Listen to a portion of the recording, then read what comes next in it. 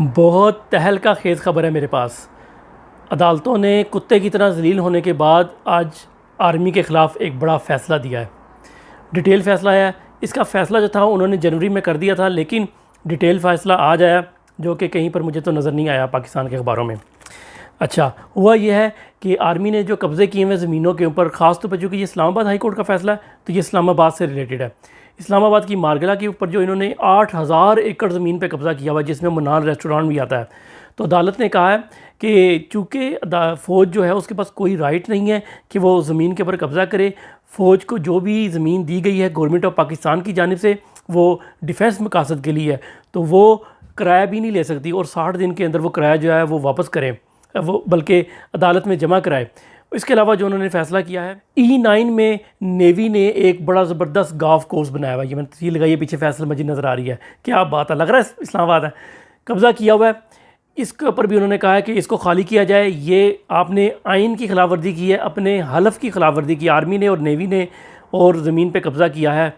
अदालत ने यह भी कहा है कि फ़ौज पाकिस्तान में किसी भी किस्म की कारोबारी सरगर्मी नहीं कर सकती, बिज़नेस नहीं कर सकती, डायरेक्टली या इनडायरेक्टली। ये वेरी इंपॉर्टेंट है।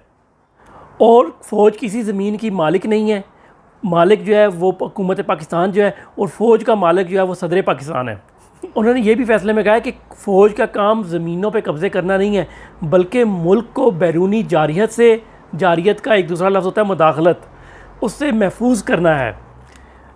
बल्कि यहाँ तक अदालत ने कहा है कि जो आर्मी है वो इस फैसले के बाद मारगला की पहाड़ियों से घोड़ों के लिए घास तक नहीं उधर से ले सकती। और CDA को हुक्म दिया है कि जो नेवल गोल्फ कोर्स के ऊपर जो नेवी ने कब्ज़ा किया हुआ है ज़मीन के ऊपर, उसका कब्ज़ा अपने हाथ में ले लें। और जो सबसे इंपॉर्टेंट चीज़ है, जो इस्लामाबाद हाई कोर्ट ने कहा है कि सिक्योरिटी का बहाना करके किसी भी ज़मीन के ऊपर कब्ज़ा करने की और बिज़नेस करने की हम इजाज़त नहीं देंगे। ये गैर कानूनी है, गैर आइनी है। ये पता नहीं आज अदालतों का सूरज कहाँ से निकला, अदालतों ने कैसे, मेरा ख्याल है वो गंजे शैतान की धमकियों से तंग आके उन्होंने कहा बेटा जो देखी जाएगी। ये पिछले चीफ जस्टिस जो था ना, उसने फ़ैसला इस तरह के दिए थे, और आपको याद होगा कि उसके बाद उसने रिटायर होना था। ये जो जज होते हैं ये रिटायर होने से पहले इस तरह के अच्छे काम दिखाते हैं ताकि पता लगे कि हम बड़े, मतलब लोग पत्थर ना मारें घर से निकलने के बाद।